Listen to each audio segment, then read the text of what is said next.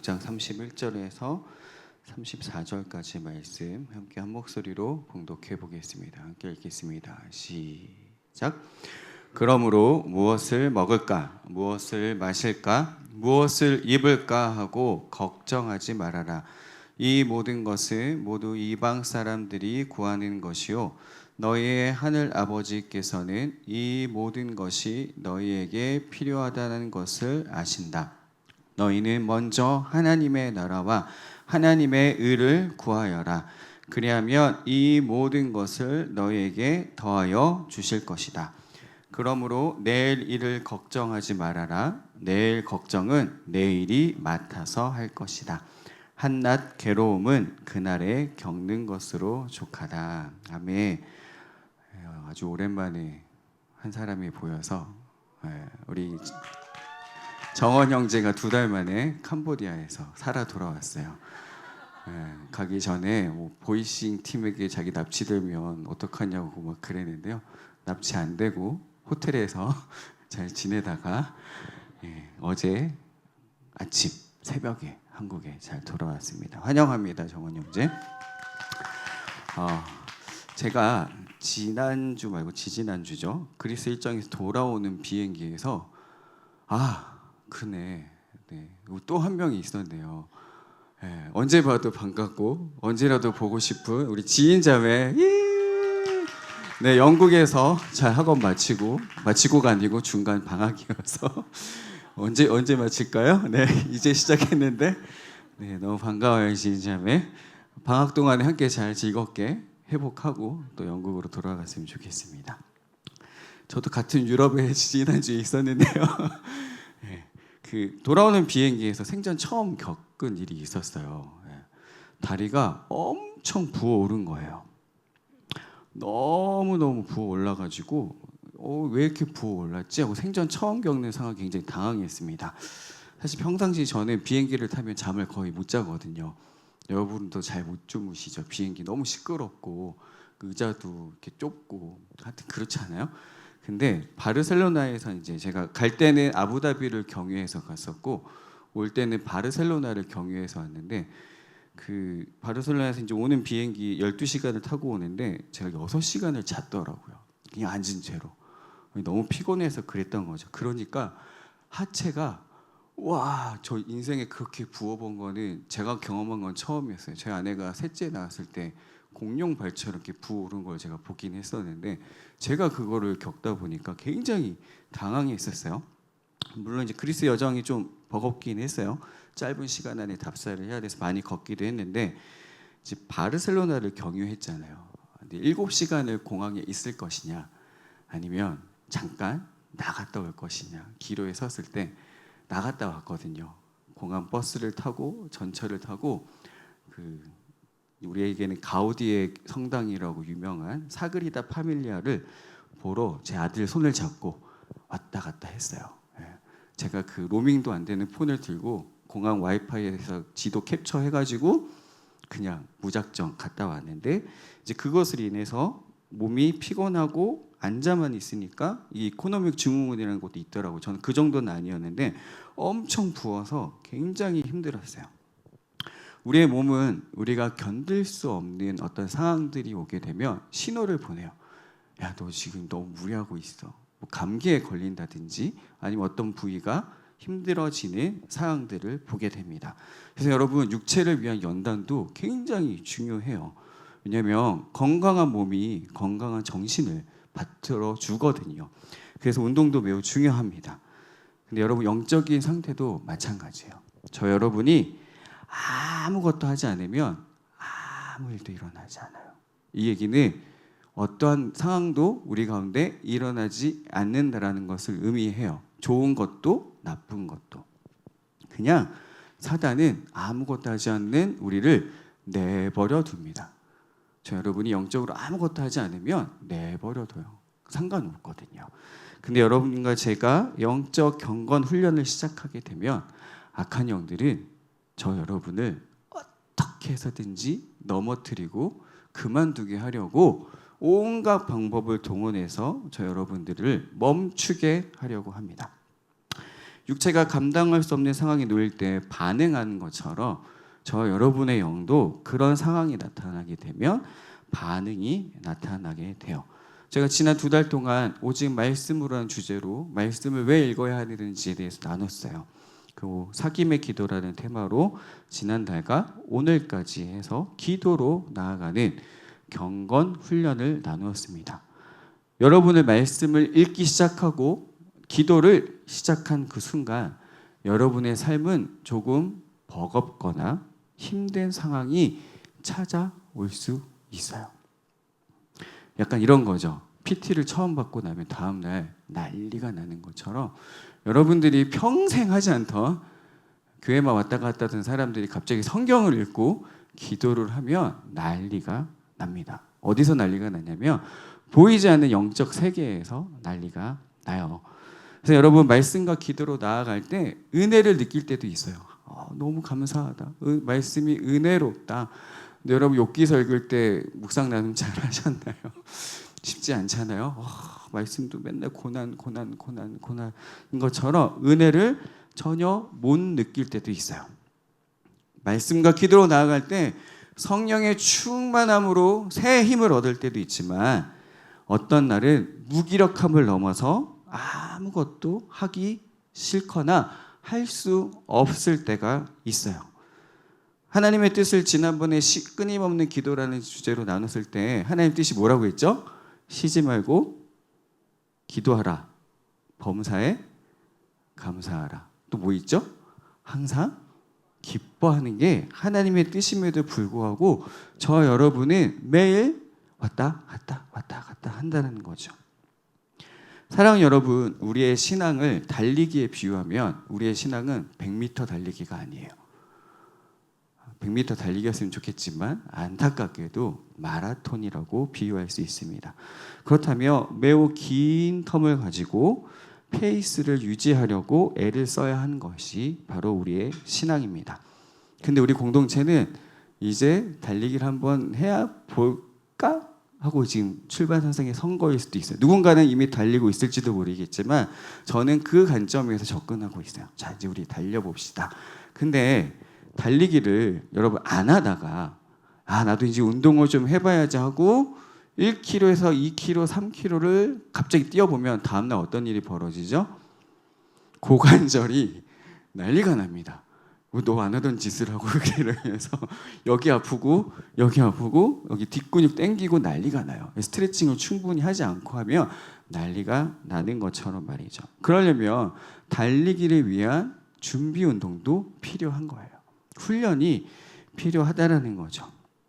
그래서 우리가 이제 막 달리기를 시작하기 위한 운동을 시작한 개념으로 받아들이면 좋겠어요. 그래서 달리기를 잘 못해요. 하다가 넘어져요. 자빠져요. 그래서 어떻게 보면 달리기를 잘하기보다 넘어지기를 더 잘하고 있을지도 모르겠어요. 저희 넷째 하라가 이제 혼자서 바닥에 앉아 있어요. 근데 얘가 다리 근육이 막 힘이 생기더니 이제는 소파를 딛고 혼자 서요. 오, 할렐루야. 이제 저 아내는 더 피곤해졌다는 얘기예요. 이게 4번째임에도 불구하고 아직도 힘들어요. 적응이 안 돼요. 근데 일어나길 잘하기도 하겠지만 뭘 더 잘할까요? 넘어지는 걸 훨씬 잘해요. 그래서 쿵 소리가 나요.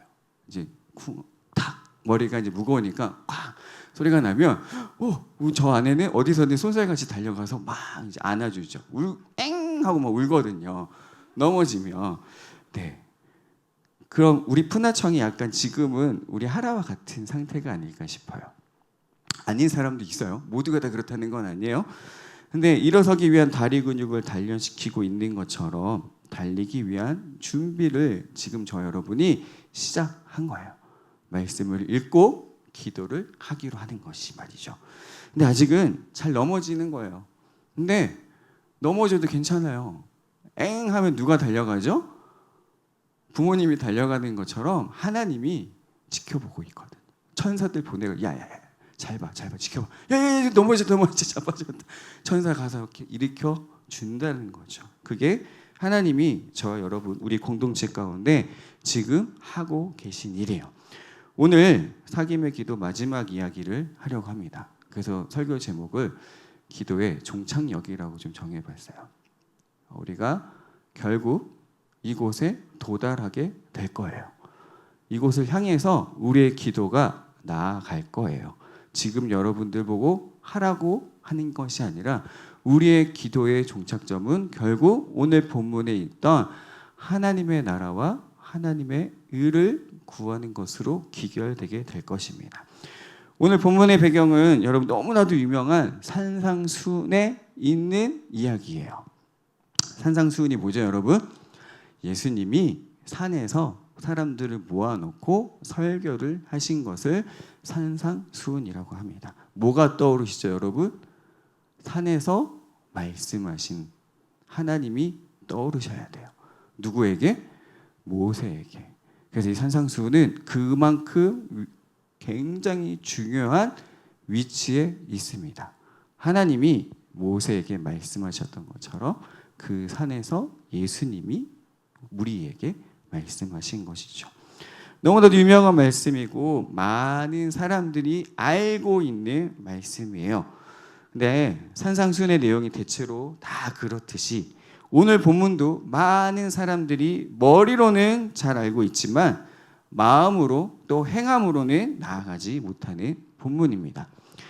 6장의 구성을 보면 이렇게 되어 있어요. 1절부터 4절까지는 올바른 자선에 대해서 말씀하고 있습니다. 5절에서 15절까지는 그 유명한 주기도문이 나와요. 이렇게 기도해라. 그리고 16절부터 18절까지는 올바른 금식에 대해서 말씀하고 있고요. 19절과 21절에서는 보물을 하늘에 쌓아라 라고 말씀하세요. 그리고 22절과 23절은 몸에 등불인 눈을 잘 지켜라 라는 말씀을 하고요. 오늘 함께 나눴던 말씀 전에 24절에 딱 한 절에 하나님과 재물에 대한 말씀을 하세요. 그리고 우리가 오늘 읽었던 본문과 연결되죠. 제가 31절과 34절만 읽었지만 25절부터 34절까지가 한 덩어리입니다. 근심과 걱정에 대한 예수님의 말씀이에요. 여러분, 이 마태복음의 저자는 마태예요. 예수님의 제자 마태가 이 책을 썼습니다. 그러나 이 책을 썼을 때 시간대별로 순서적으로 이 사건들을 배열하지 않았어요.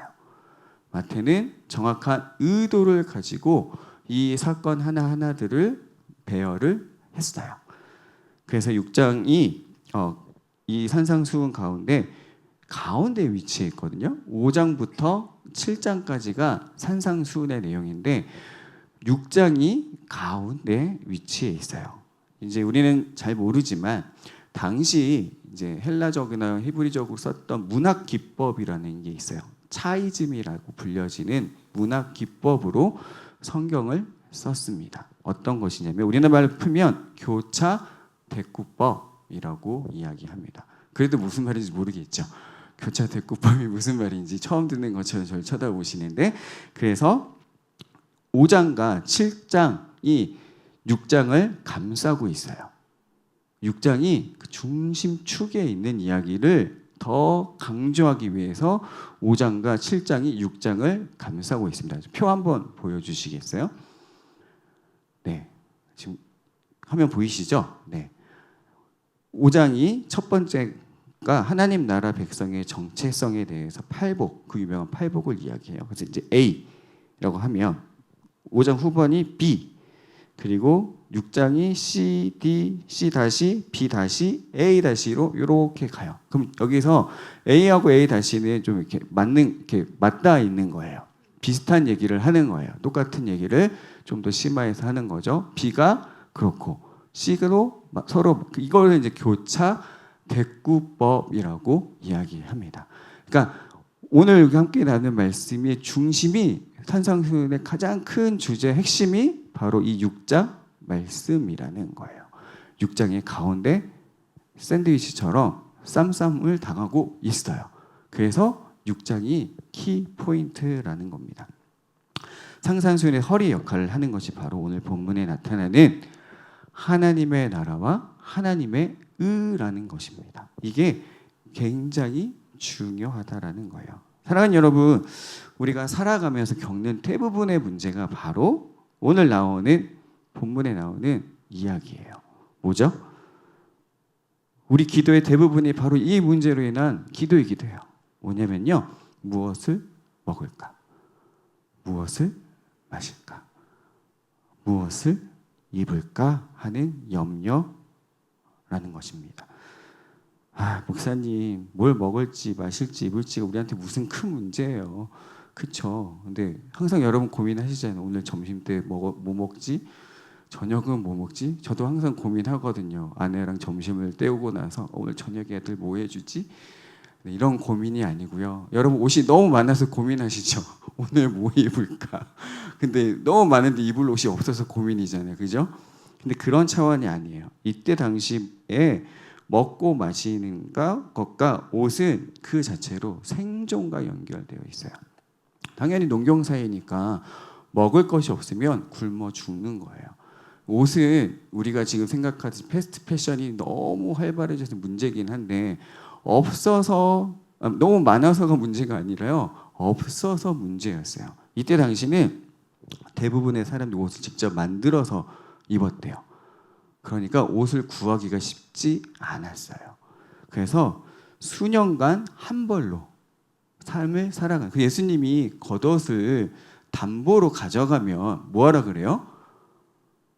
다음 날까지 가지고 있으라 그래요? 아니면 바로 돌려주라 그래요?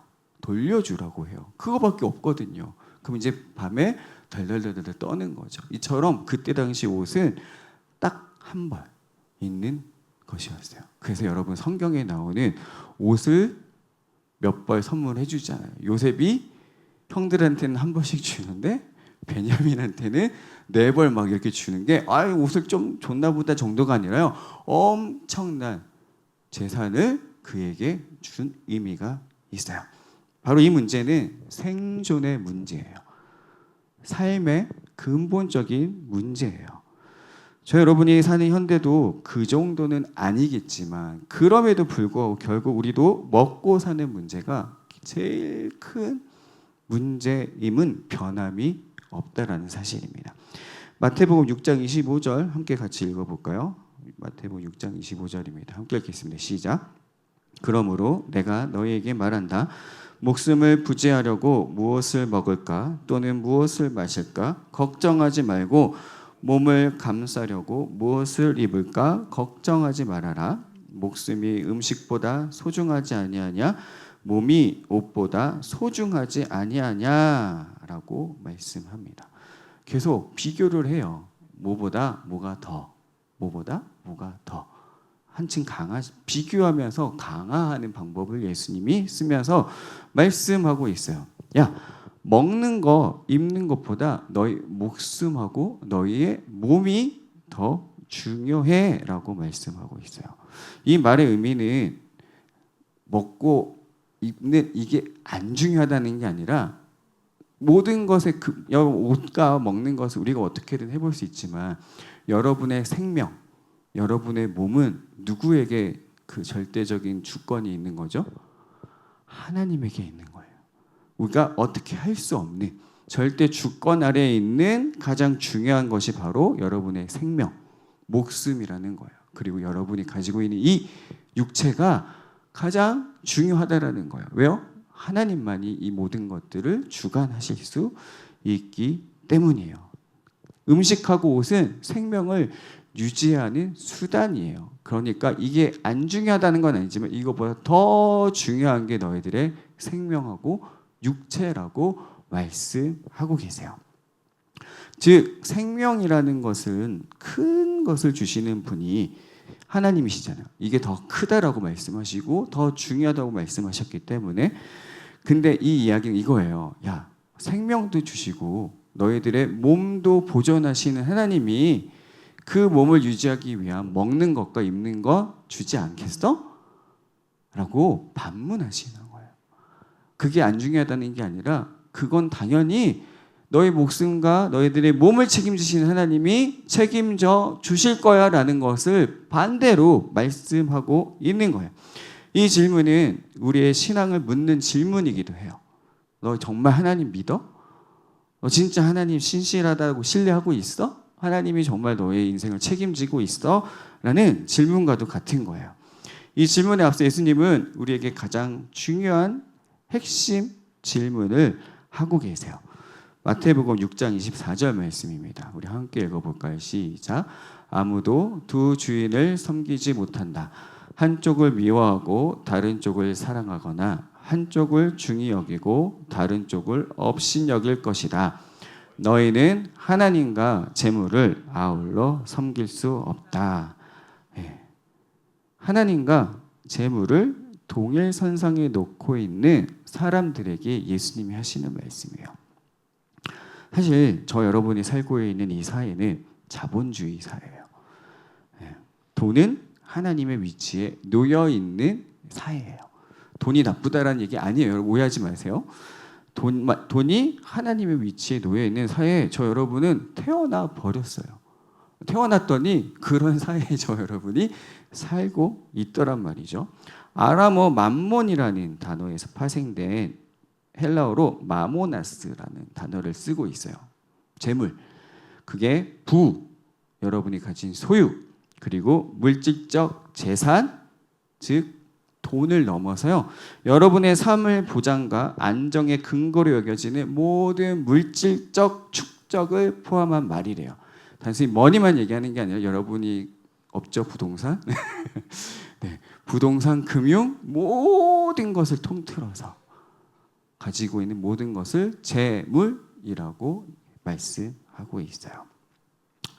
근데 아까도 얘기했듯이 우리가 원해서도 아니고 태어나 보니 우리가 지금 그런 세상에 살고 있네요, 하나님? 라고 했을 때 그럼 우리 이 말씀 앞에서 어떻게 반응해야 할까요? 너희는 그의 나라와 의를 구하기 전 무엇을 먹을까? 입을까? 걱정하지 마라는 이 말씀 앞에 저 여러분은 어떻게 반응해야 할까요? 이 문제가 바로 저 여러분의 기도의 상태, 기도의 수준의 바로미터가 되는 질문이라고 생각해요. 여러분 바로미터란 말 무슨 말인지 아세요? 많이 쓰잖아요. 이게 어떤 것이 바로미터가 될 거야라고 하는데 이게 이제 대기압을 측정하는 기압계에서 쓰는 용어래요. 근데 수준이나 상태를 가늠하는 기준을 나타내는 은유적 표현으로 우리가 많이 씁니다. 이 질문이 저 여러분의 바로미터가 될 수 있어요. 무엇을 먹을까? 무엇을 입을까? 걱정하지 말라라는 이 질문이, 이 말이 저 여러분의 바로미터가 될 수 있죠. 이제 막 걸음마를 시작한 누군가에게는 이 질문이 매우 어렵게 다가올 수 있어요. 근데 또 누군가에게는 그거 당연한 거야. 뛰어넘은 사람이 있을 수도 있어요. 근데 분명한 것은 사김의 기도를 통해 우리는 기도의 바로미터를 제대로 세워갈 수 있다는 겁니다. 그래서 기도의 종착역이라고 제가 제목을 정해봤어요. 지금은 누군가는 이 기도를 할 수 있지만 할 수 없어도 괜찮아요. 우리가 계속 나아가다 보면 지금 저와 여러분이 하고 있는 말씀과 기도로 나아가다 보면 그렇게 될 수 있거든요. 근데 여러분, 저 여러분이 처음부터 하나님의 나라와 아까 우리 찬양했던 것처럼 그의 나라와 그의 의를 구하는 것이 어려운 일이에요. 좀 솔직하게 반응해보죠. 어렵습니다. 근데 불가능한 일은 절대 아니에요. 어렵다고 해서 안 되는 건 아니에요. 우리가 믿음의 조상이라는 테마로 말씀을 나눴을 때 여러분 기억하세요? 아브라함과 이삭과 야곱과 요셉의 이야기를 떠올려 보세요. 그 사람들이 처음부터 위대한 믿음의 조상들이었나요? 전혀 그렇지 않았죠. 하나님이 그들을 위대한 족장들로 세워가는 것들을 우리가 함께 나눴습니다. 그래서 여러분 모두 형편없던 그 사람들이 그 삶의 여정 가운데 하나님을 경험하고 하나님을 신뢰하는 것들을 통해서 나중에는 어떻게 돼요? 위대한 믿음의 조상들이 되었다라는 겁니다. 우리도 마찬가지예요, 여러분.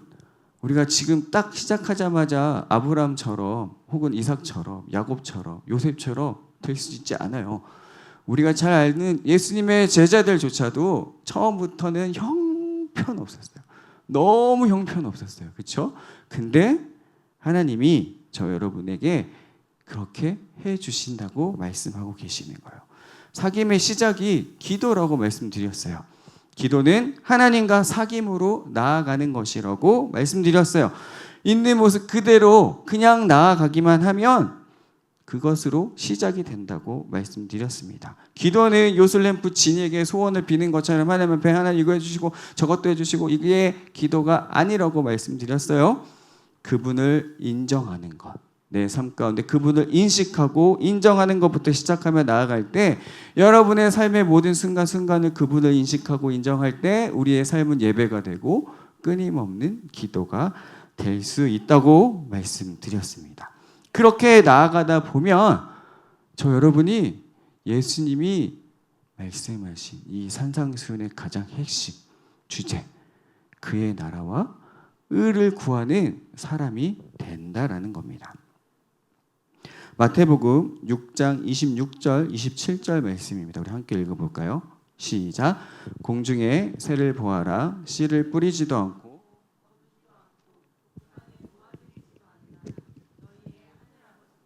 그것들을 먹이신다. 너희는 새보다 귀하지 아니하냐? 너희 가운데서 누가 걱정을 해서 수명을 한순간인들 누릴 수 있느냐? 아멘. 나를 책임지고 인도하시는 하나님을 만나는 그곳에 저 여러분이 이르게 될 거예요. 다다르게 될 겁니다. 근데 여전히 쉽지 않아요. 너무 쉽지 않아요. 저는 혼자일 때, 제가 솔로일 때, 여러분처럼 청년일 때 이 말씀이 믿어졌어요. 아, 그치, 주님이 날 책임져 주시지. 할렐루야. 막 정말 거지처럼 살 때도 흔들림이 없었어요. 제가 진짜 거지처럼 살았거든요. 진짜 돈이 없어서 버스비가 없어서 나가지 못하는 삶을 이렇게 청계산자락에 살았던 적이 있어요. 근데 믿어졌어요. 아, 그의 나라 의를 구하면 더하여 주셔. 할렐루야. 할 수 있어. 조금 굶으면 어때?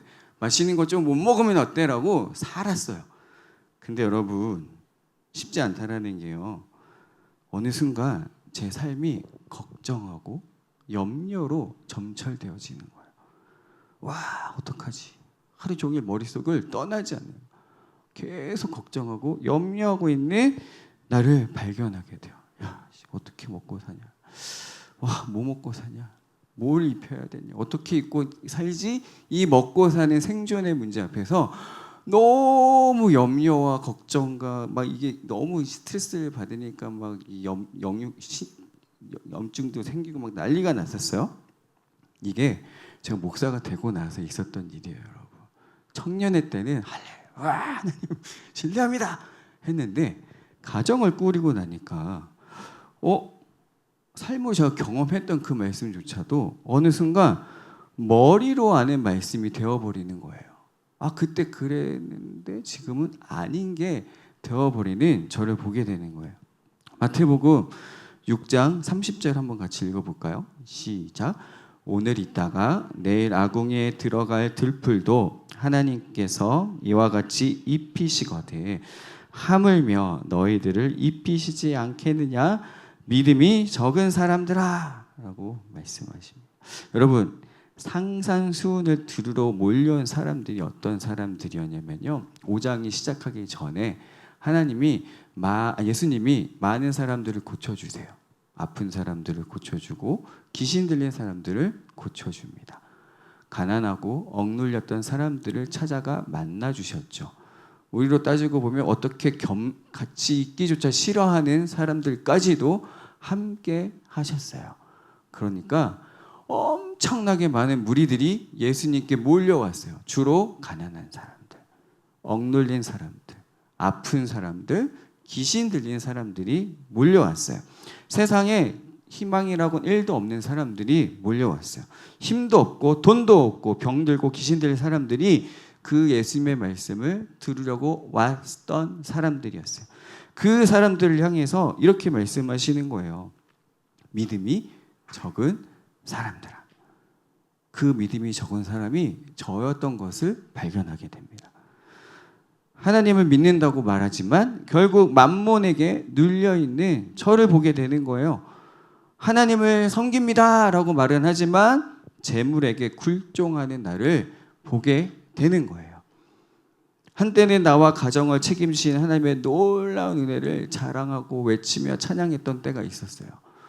전임 사역할 때, 풀타임 사역을 할 때는 그랬어요. 근데 하루하루 무엇을 먹을까, 입을까 걱정하고 있는 나를 보면서 소스라치게 놀라게 되는 거예요. 제가 서두에 이야기했듯이 내 안에 일어나고 있는 문제들은 여러 가지 원인들이 있어요. 근데 특별히 하나님이 나에게 말씀하시는 것이라기보다는 내가 스스로 가지고 있는 염려와 걱정과 눌림들은 하나님에게서 온 것이 아니라는 거예요. 이것이 저의 영적 상태를 나타내주는 바로미터이기도 하죠. 그리고 또한 제 안에서 일어나고 있는 영적 전쟁이기도 해요. 여러분 지금 어떨까요? 제가 지금은 조금 괜찮을까요? 아니면 할렐루야 믿습니다 할까요? 네, 아주 조금은 나아진 것 같아요. 조금. 네. 왜냐하면 중간중간 하나님의 일하심을 경험하거든요. 이스라엘 백성들이 강야에서 경험하잖아요. 근데 또 뭐라 그래요? 목말라 죽겠다고 막, 아유 굶어 죽겠다고 하잖아요. 그게 저인 거예요. 근데 또 막 우와 하나님 또 역사하셨습니다. 이렇게 한단 말이죠. 강야 40년 동안 이스라엘 백성들이 굶지 않았어요. 옷이 헤어지지 않았어요. 그리고 그들의 신발이 닳아 없어지지 않았어요. 저와 제 가정도 그렇게 지금까지 살아왔더라고요. 근데 개인적으로 조금 미안한 마음이 우리 아이들과 아내에게는 있어요. 왜냐하면 저희 집에 엔겔 지수 여러분 혹시 기억하시나요? 사회 시간에 배웠던 엔겔 지수가 높으면 높을수록 삶의 질이 괜찮은 걸까요? 나가 높으면 높을수록 좋은 게 아니에요. 엔겔 지수가 높으면 의식주를 위해 대부분의 수입을 쓴다라는 의미가 이제 엔겔 지수가 100에 가까울수록 수입의 대부분을 최소한의 삶을 유지하기 위한 것으로 쓰는 거거든요. 저희 집 엔겔 지수 거의 100이에요. 그래서 그런 경제 상황을 마주할 때마다 제 아내하고 아내한테 정말 미안한 마음이 들어요. 근데 저희 아내는 괜찮아요. 큰 걱정이 별로 없는 훌륭한 믿음의 저하고 좀 달라요. 예, 아이들한테는 조금 미안해요. 그래도 저희 아이들은 여전히 해맑게 웃으면서 살아가고 있죠. 제 안에서 늘 싸움이 일어나요. 그래, 난 이 세상에 속하지 않았어. 난 이 자본주의 따위 굴종하지 않겠어 하면서 하나님을 더 신뢰하며 나아갈 거야 하는 마음이 있는 반면에 또 한편 주여 돈이 없어요 주님 돈 좀 주세요 하는 이 두 마음이 날마다 싸우고 있어요. 근데 감사한 건 여러분 제 안에 두 문제들마다 주님을 찾고 있다라는 감사함이 있긴 있어요. 네, 둘 다 주님을 찾아요. 어쨌든 여러분 신앙에 단계가 있는 것처럼 기도에도 단계가 있어요. 지금 여러분들이 갑자기 이제 막 기도를 시작했는데 자 그의 나라와 의를 구합시다. 그래서 하나님이 어떻게 여러분을 먹이고 살리는지 경험해 봅시다 라고 할 수도 있겠지만 처음부터 그렇게 하지 않아도 돼요. 야고보서 4장 3절 한번 같이 읽어볼까요? 함께 읽겠습니다. 시작. 구하여도 얻지 못하는 것은 자기가 쾌락을 누리는 데에 쓰려고 잘못 구하기 때문입니다. 제가 이렇게 이 본문을 구했다 해서 여러분 구하지 말라는 의미가 아니에요. 구하는 기도를 해야 해요. 그러니까 우리를 청원 기도라고 합니다. 하나님께 구하는 거죠. 이것은 해야 하는 기도예요. 근데 여러분 한 번만 하세요. 중언부언하는 거를 예수님은 이방인의 기도라고 했어요. 한 말 또 하고 또 하는 거는 좋지 않아요. 한 번 해요. 근데 응답이 없을 때는 이 말씀처럼 우리가 분별해 보아야 돼요. 어떤 분별을 해야 되냐면 내가 잘못 구했나?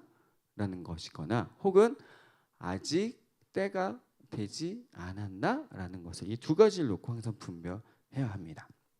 저희 넷째 하라가 구강기에 접어들었어요. 뭐든지 손에 닿는 것을 입에 넣기 시작했어요. 다 입에 들어가요. 뭐가 됐든 다 입에 들어가요. 아무거나 마구 이제 입에 넣습니다. 그럼 저 아내는 뭘 하죠? 저희 큰애도 이제 가면 막 가서 이렇게 뺏어요. 뭘 할 때는 안 뺏고 뭘 할 때는 뺏을까요? 입에 들어가도 되는 장난감이나 그 구강기기 때 이렇게 하는 게 있어요. 그런 거는 내버려 두지만 절대 입에 들어가면 안 되는 비닐이 갑자기 가고요. 레고 요 쪽과리들이 들어가고 난리가 나는 거죠. 그럼 어떻게 해요? 손에서 뺐습니다. 그럼 어떻게 될까요? 엥 하고 막 자지러지게 울어요. 왜요? 뺏었다고. 자기가 하고 싶은데 뺏었다고 막 울어요. 근데 하나는 몰라요. 그게 좋은 건지 나쁜 건지 몰라요. 그럼 어떻게 해야 돼요? 아는 우리가 그걸 뺏어야 돼요. 그러니까 여러분, 우리가 영적 혹은 신앙의 에 따라서 구할 수 있어요. 근데 구하는 게 자체가 잘못했다는 게 아니에요. 잘못 구한 거면 하나님이 안 주실 수도 있다라는 거예요. 그런 단계들을 거쳐서 조금씩 성장해 가면 저희 큰애는 절대 입에 아무거나 물지 않아요. 맛있는 것만 입에 들어가요. 그런 단계가 오게 되는 거죠. 저 여러분들이 기도를 하고 있을 거예요. 조금씩 자라감에 따라서 하나님께 구하는 것들이 바뀌어가는 저 여러분을 경험하게 될 거예요. 그 여러분이 조금씩 성장해서 가다 보면 결국 이렇게 구하게 될 겁니다. 하나님의 나라가 이루어지게 하십시오. 이 땅 가운데 내 삶 가운데 이루어지게 하여 주십시오. 하나님의 의를 구하는 기도를 하게 될 겁니다. 여러분, 제가 100% 응답받는 기도 알려드릴게요. 절대 응답받지 못할 기도가 아니고 무조건 응답받는 기도는 하나님의 나라와 의를 구하는 기도입니다. 이건 100%예요. 왜? 하나님이 하시고자 작정하신 일이기 때문에 응답 안 하실 수가 없어요. 그래서 마태복음 6장 33절 같이 한번 읽어볼까요? 함께 읽겠습니다. 시작. 너희는 먼저 하나님의 나라와 하나님의 의를 구하여라. 그리하면 이 모든 것을 너에게 더하여 주실 것이다. 아멘. 우리가 하나님의 나라라는 테마로 말씀 전했을 때 여러분 기억하시나요? 통치라는 헬라어 바실레이아. 왕이 주권적으로 다스리는 것. 하나님의 뜻이 이루어지는 게 하나님의 나라였죠. 근데 하나님의 의라는 것은 디카이오시네라는 헬라어로 쓰고 있어요. 디카이오시네.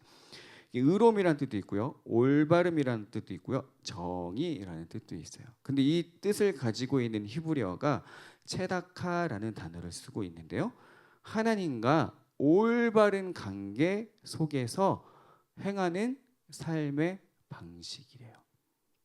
하나님의 뜻이 무엇이냐면 하나님과 올바른 관계 속에서 행하는 삶으로 살아내는 삶의 방식이 체다카라는 겁니다. 그렇다면 여기서 더 구체적으로 하나님의 의가 무엇이냐면 산상수훈을 얘기하는 거예요. 예수님이 너희 이렇게 해라고 했던 그 모든 말씀이 바로 하나님의 의라는 거예요. 그럼 우리가 산상수훈을 읽다 보면 힘들거든요. 어렵거든요. 그걸 할 수 있는 내가 되어져 가는 게 하나님의 의를 구하는 거예요. 이 기도는 우리가 꼭 해야 하는 기도이죠. 이것을 구할 때 뭐라고 말씀하세요? 모든 것을 더하여 주신대요. 이것이 무엇일까요, 여러분? 이방인들이 구하는 것. 무엇을 먹을까? 입을까? 마실까를 더하여 주신대요. 할렐루야. 하나님의 나라 의를 구했을 때 나의 필요를 아시는 하나님이 주신대요. 필요한 것들을 채워 주시겠대요. 그것이 하나님의 약속의 말씀이에요. 이게 지금 저 여러분과 선포되어지고 있는 우리의 말씀입니다. 마태복음 6장 34절 한번 같이 읽어볼까요? 시작. 그러므로 내일 일을 걱정하지 말아라. 내일 걱정은 내일이 맡아서 할 것이다.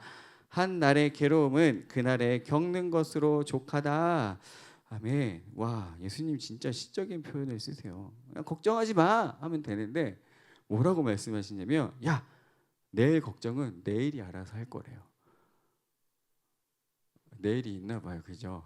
내일이라는 존재가 야, 그 걱정 내가 알아서 하겠습니다 라는 게 아니라 정말 여러분, 이거는 정말 그 말 그대로 해석하자면 내일 일어나지 않은 그 일들은 내일이 알아서 할 거야. 그러니까 아무 일도 일어나지 않은 거에 대해서 지금은 힘들어하지 말라는, 쉽게 얘기하면 걱정하지 말라는 거예요. 그 뭐라고 하냐면 우리가 오늘 괴로워요. 이 여러 가지 문제들로 괴로워요. 그걸로 끝. 괴로움은 그날로 끝. 근데 내일도 이어서 컨티뉴.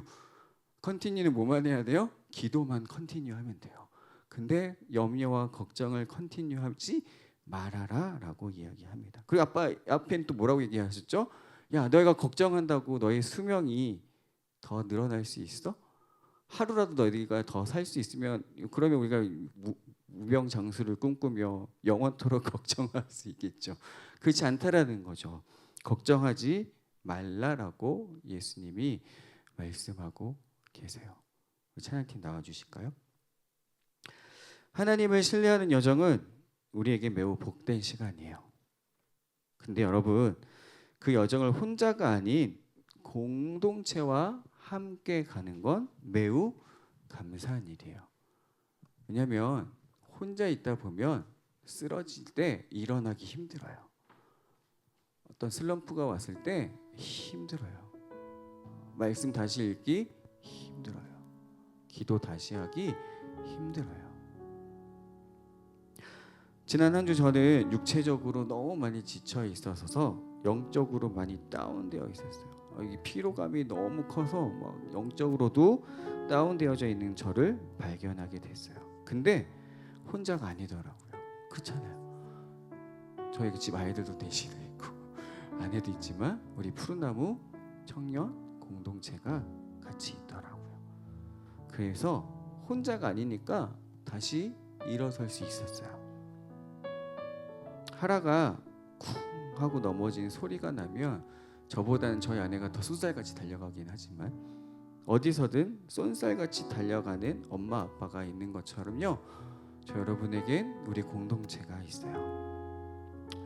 여러분들이 힘들어서 넘어지면 쏜살같이 달려가는 우리가 있어요. 여러분이 속한 정원이 있고요, 여러분이 속한 우리 푸나청이 있습니다. 사김의 기도는 우리를 하나 되게 만들어 주세요. 사김의 기도는 우리를 하나님께로 인도해 주십니다. 사김의 기도는 우리가 예수님 안에 거하며 살아가게 해줍니다. 사랑하는 여러분, 더 깊은 기도로 나아가는 저 여러분 되기를 간절히 소망합니다.